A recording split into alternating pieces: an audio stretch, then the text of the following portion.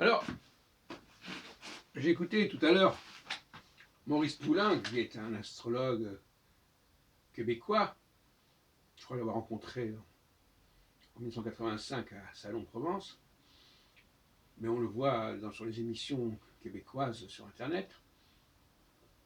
Alors, moi, ça m'a interpellé en concernant Nostradamus.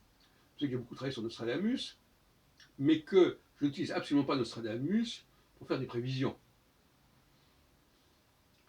La seule chose qui m'intéresse sur Nostradamus, c'est les interprétations qu'ont fait les uns et les autres, effectivement, mais surtout, dans quelle mesure les interprétations ont pu modifier les éditions par des interpolations, notamment à la fin du XVIe et début du XVIIe siècle.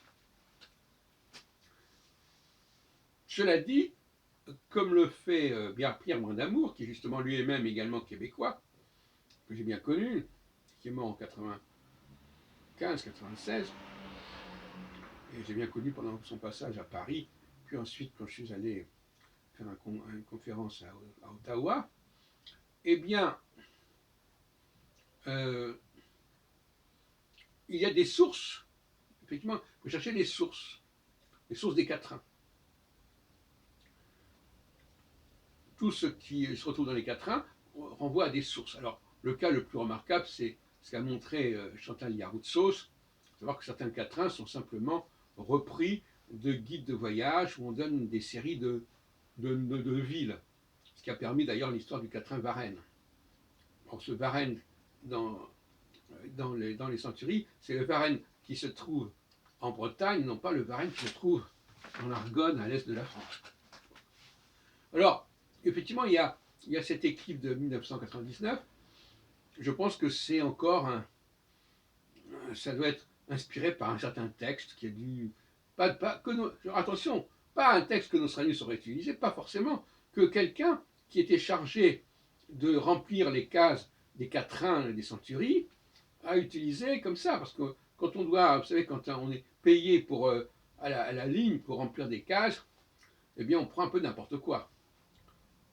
C'est ce qui s'est passé avec les protocoles de Sion, où finalement on a été pillé les travaux de Maurice Joly pour les réutiliser, les recycler, etc.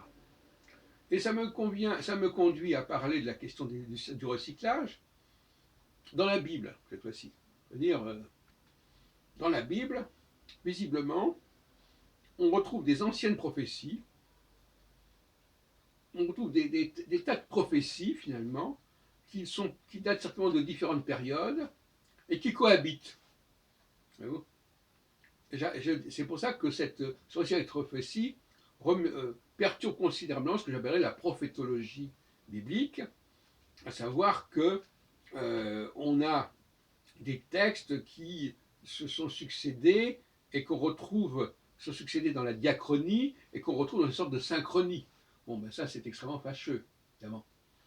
Et donc, il faut rétablir la diachronie.